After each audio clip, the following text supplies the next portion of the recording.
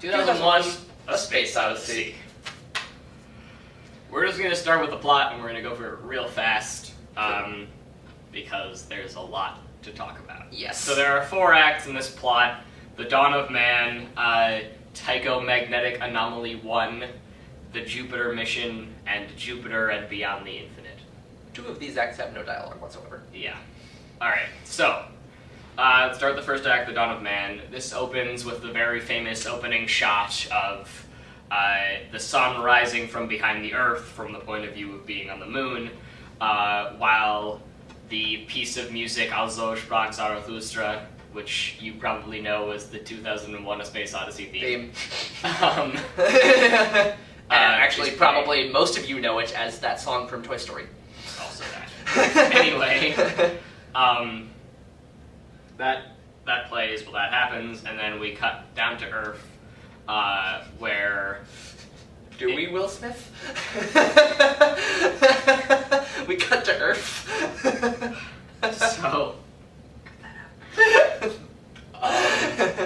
So... we meet this tribe of pre-human ape sapien creatures. Like somewhere between chimpanzee and human thing. And so there's this tribe of them who are having they're going about their day. They're like fighting tapirs, I guess, are their main prey. Yeah. Also, one of them gets attacked by a jaguar. It's a really actually cool looking thing they got going on. Yep. Anyway, then the tribe of ape people go to their normal watering hole. Yes. Drink there, and then they get attacked by another tribe of ape things, who drive them out of their watering hole, and now they're all scared. They've been driven out of their home. They run into some cave they find and sleep there, and then the next morning, they wake Monolith. Up, and Monolith, they're like, what is this thing? They wake up and they see a giant black slab sticking straight out of the ground. And they approach it, and we start hearing this very ominous music, the title of which we failed to look up before recording to this. Which we're going to Google now. It's basically a bunch of people wailing in tune. It's not even. It's a whole lot of spooky wailing stuff. People going, and it is actually very unnerving. It's terrifying. And this plays as they are looking at this monolith, and they're very afraid of it for one reason or another. But eventually one of them approaches it and touches it, and then all the rest of them come and approach it and touch it. And it's made very heavily obvious that this is very, very important, the touching of the monolith. Because then, like, whenever, like, that wailing pops up whenever the monolith shows up again. So now they've touched it. We know something big is happening. And the next scene is there's just one of these 8 people whose name in the screenplay is Moonwatcher. Yes. Who finds a decayed tapir carcass and picks up a bone and slowly realizes that it can use the bone to hit things. And then it starts smashing the other parts of the skeleton with this bone as Also sprach Zarathustra plays again. Wikipedia says it's called Lux Latin. Where? Right Lux Aeterna? Yes. Okay. So that's the wailing music. Yeah, Lux Aeterna is the name of that. That plays whenever the monolith. The monolith theme.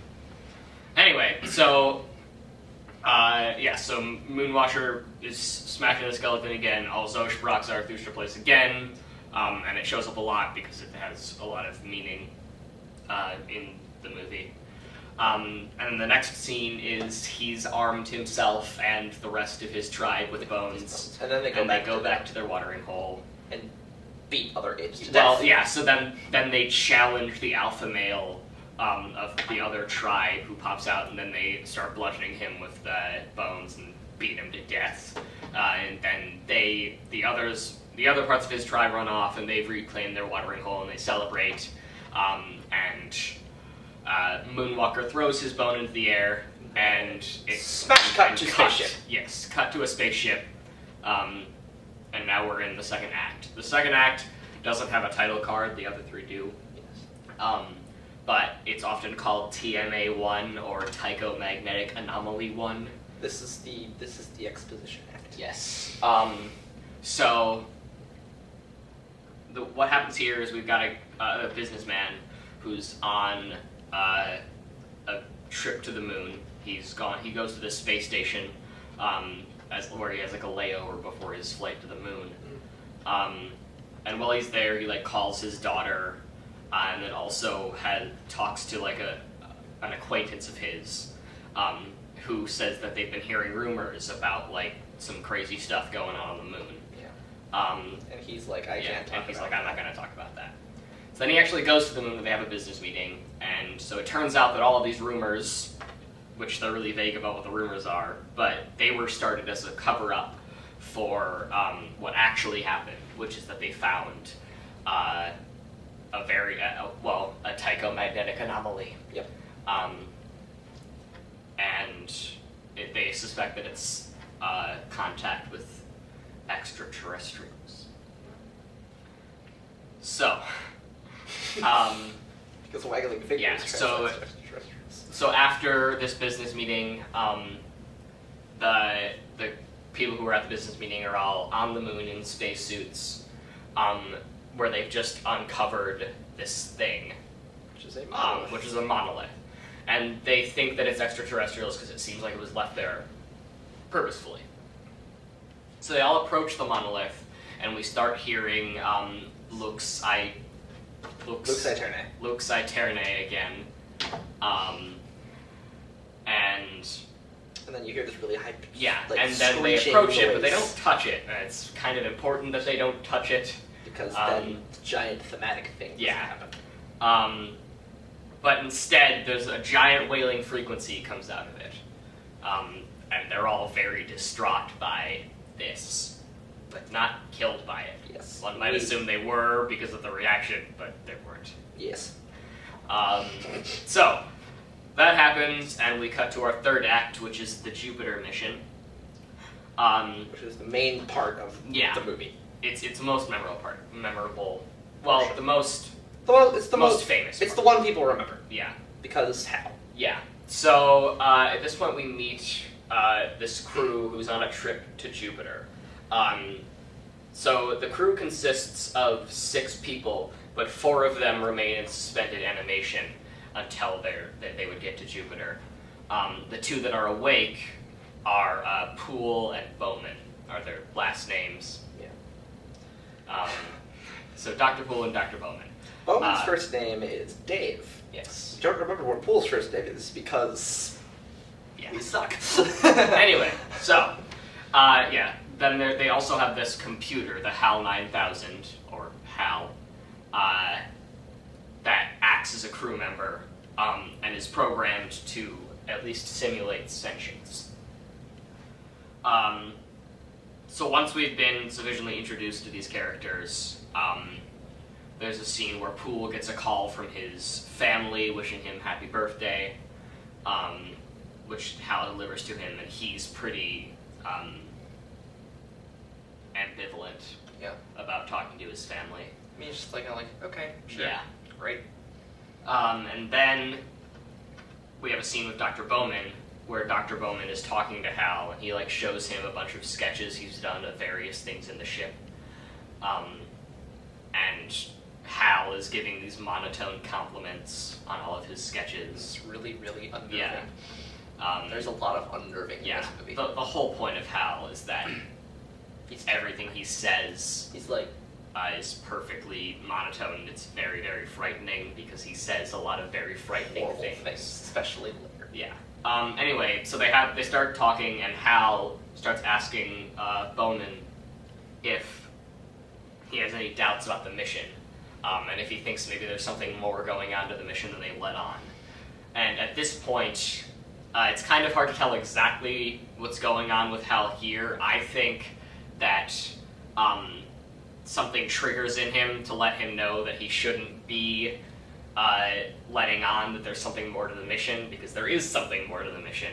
Then the astronauts have Yeah, and no idea. he I don't think Hal was supposed to know that either, but I think he triggered some sort of failsafe that made him realize that. So then he immediately changes the subject, and apparently the best he could come up with is by making up a failure in some part of the ship. So he communications. he alerts that no, it No. was some like a life support thing or something like that. I'm gonna. You keep going. He reports some mechanical failure in the ship. So they report down to base, and at base they run the same diagnostics with their own HAL 9000 on Earth.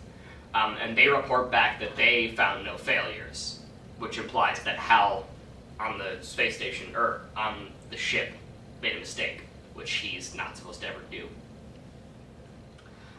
And when there's when there is a malfunction with the HAL 9000, you kind of have to shut it off because it's a big problem. They're not supposed to malfunction ever. Yeah. So, Dr. Poole and Dr. Bowman realize they need to talk, but they can't have Hal there because Hal's is in control of everything in the ship, and if there is something malfunctioning about him, then they need to. So apparently, the malfunction Hal comes up with, it pertains to the ship's main antenna. Okay. So it is communications. Yeah.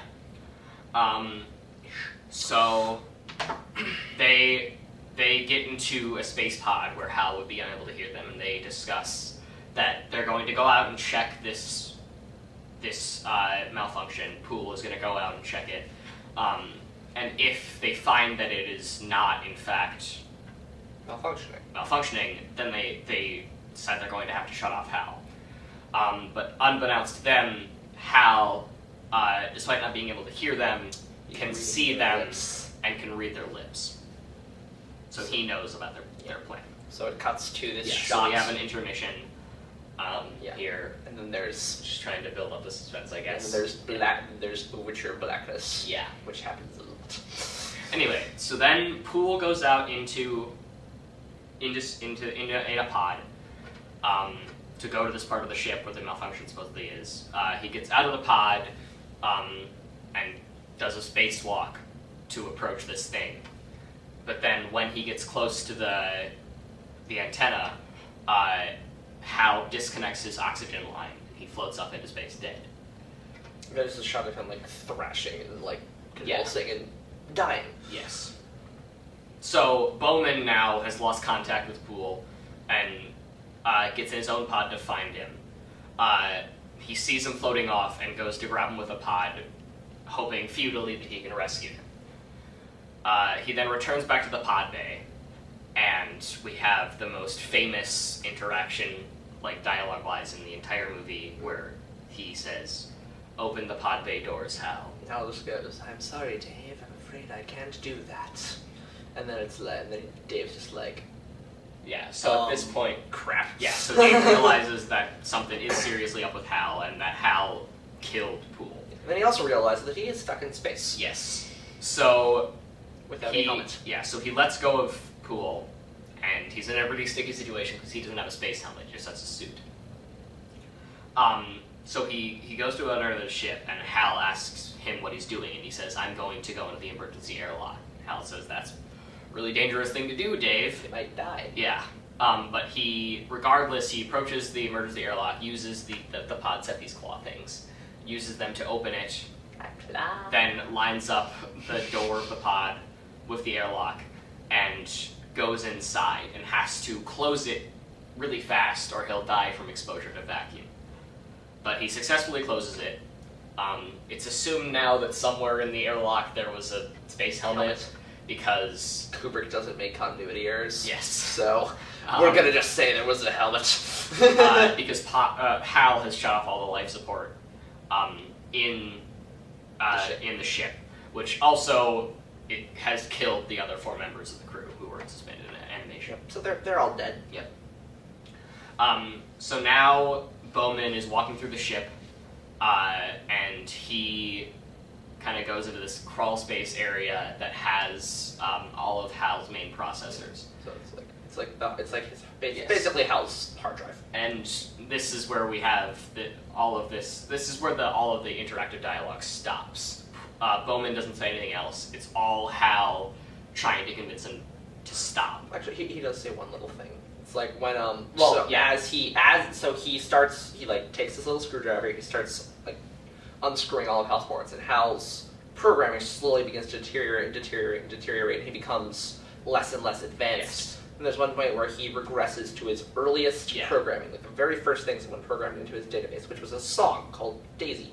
So he goes to that, and he's like, and so he starts talking He's about like, the song. I have a song. It's called Bowman, Daisy. and Bowman says, says, "Sing it for me." "Will you now." sing it for me?" And then he does, and then Yeah. he keeps on screwing him, and the voice keeps getting lower and lower and lower As and lower and he lower sings Daisy. as he sings Daisy, and then eventually it stops, and Hal is gone. Yeah.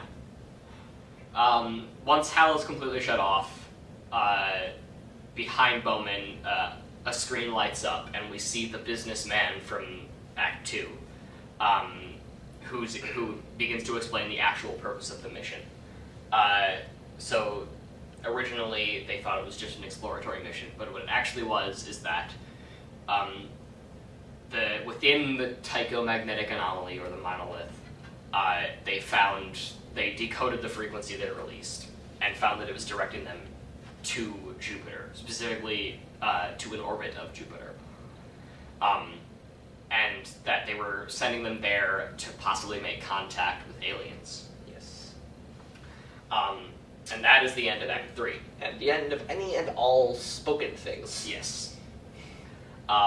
So, Act 4 is Jupiter and Beyond the Infinite. So, Bowman reaches Jupiter, and he sees that at the orbit of Jupiter, where the frequency was directing, is a monolith. It's just another black slab orbiting around Jupiter. So he gets into a pod and floats out to grab the monolith with the claws. And when he does, he goes into light it. show. He goes into the monolith. Yes.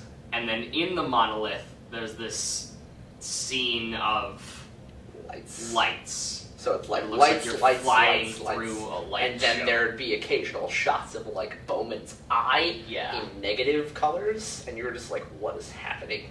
So you're And flying through that, It's and then very long. then it cuts to a shot of Dave Bam. in a mansion. Yes. Because so reasons. he's now been aged significantly by this travel. Yes. And he's in this weird future-y mansion-y thing that's like half space age and half like Victorian England. Yeah. So you're just sitting there like, what's happening? Yeah. So then Dave's walking through the mansion, and then he looks in a door, he sees this Well, he's man. seeing older and older versions of Yeah, himself. but he doesn't know that. So Yeah. there's like this very long shot of him looking through a crack in a door at a guy, and there's like 5 minutes of that, or maybe not that long, like 2 minutes of that.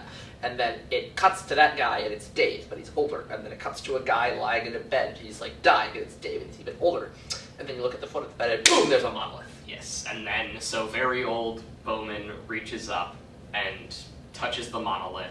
And then he becomes a space baby. Yes, and then cuts to black, and we cut back, and we see a giant blue fetal position Space baby. floating near Earth, as also Zarathustra plays once again. Yes. And once also Sprach ends, that's the end of The end of the movie. And then there's credits. And Yes. then you are Yes. confused. So, what's the deal with all of this? So that was the short version of the plot. Yep. That was us not talking about a lot of things. Yeah. So, we'll probably start a lot with the motifs. A lot of this movie, the plot isn't very thick. Most of it is just a lot of visual but no audio, Yes. or audio but no dialogue. Like the entire Act 1, No dialogue. there's no dialogue. There's and a lot of all ape of these, shrieking. Yes, That and all sounds of like these scenes go on for a long time. The opening of Act 2, 10 minutes. yeah, 10 minutes or so, we're just watching stuff spinning in space while the Blue Danube Waltz plays. It's beautiful. And it's a really fantastic Filmmaking thing. filmmaking thing. It's really wonderful and awesome. But I mean, there's no plot there. There are a lot of scenes in this movie where it's like, we don't have to advance the plot right now. Yep. We're just gonna look pretty. Yeah. A whole lot of the third act is breathing. During the part where Poole is going on his spacewalk, the only audio is just his breathing.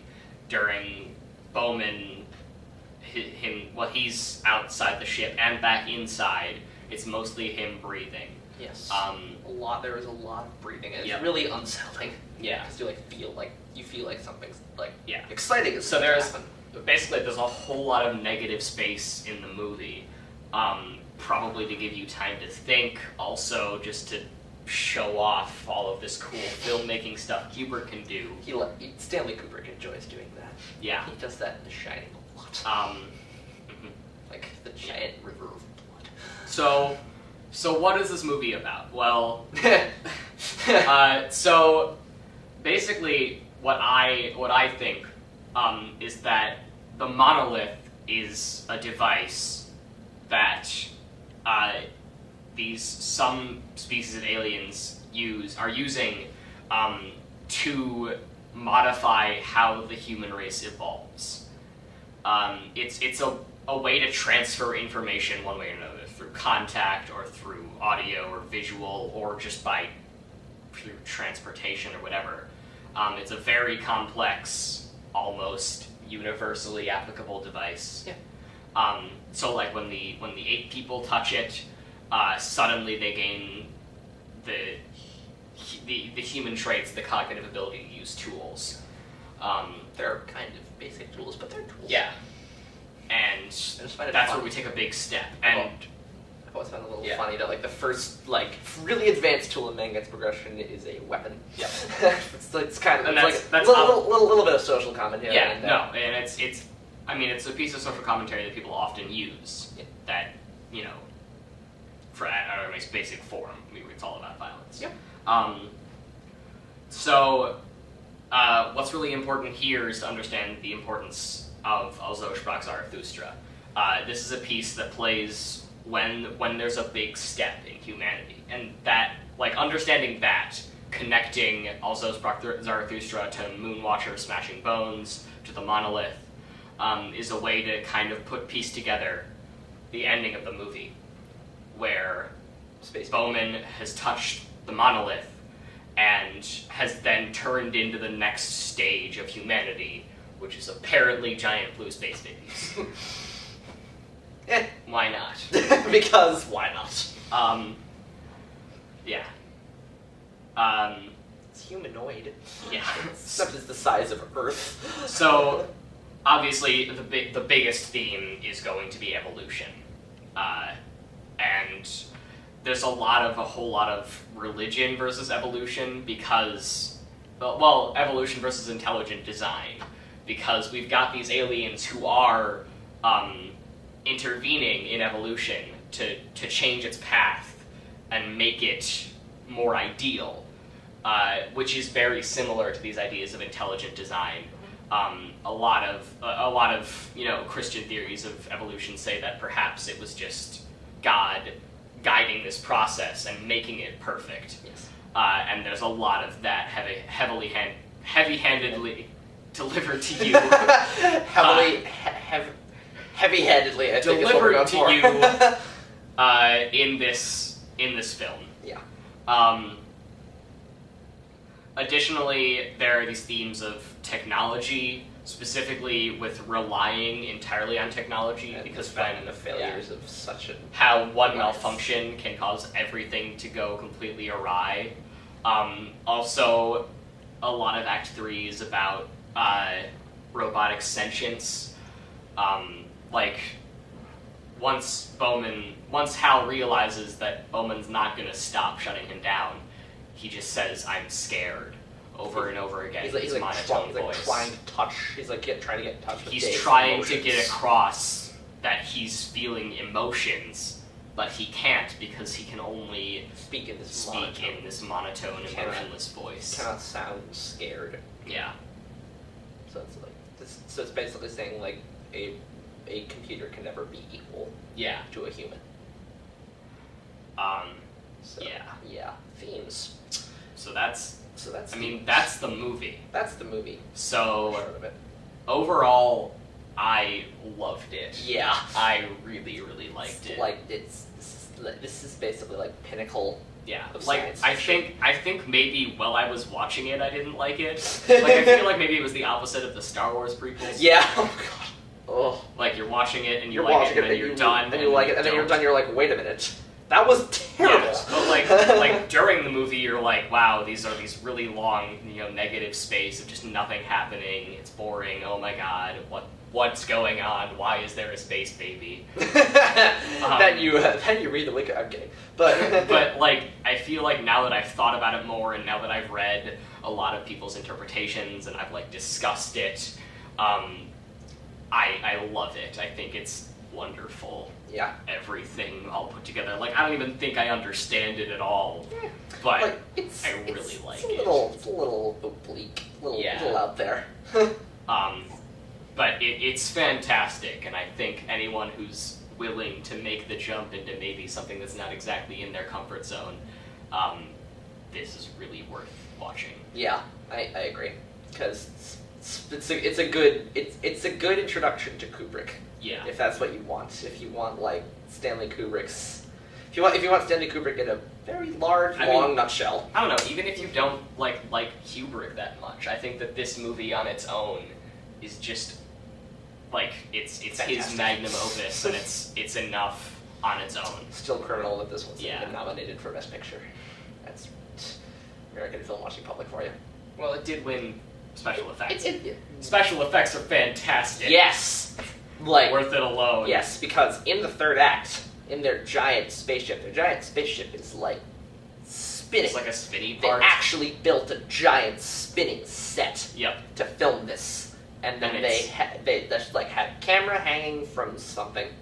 Yep. Don't exactly know how they did that. And it's maybe they just like stuck it in an arm walking like on a hamster wheel of this spinning of this thing. giant spinning, like really intricate set, like It's- surrounded by computer monitors and all this The, stuff. I mean, the effort that went into creating everything is Like, mind-blowing. even the negative space shots are amazing, Yeah. because during that Blue Danube shot, it's like two spaceships that are coming together, and it's just like this marvel, because this came out in 1968. This was way before CGI was ever a thing, and there's just these two giant spaceships coming together. Like, how are they doing this?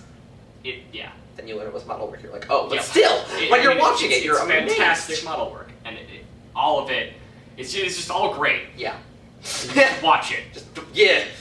So It's not even that's the end of that, I think. that. Yeah. 2001. All right.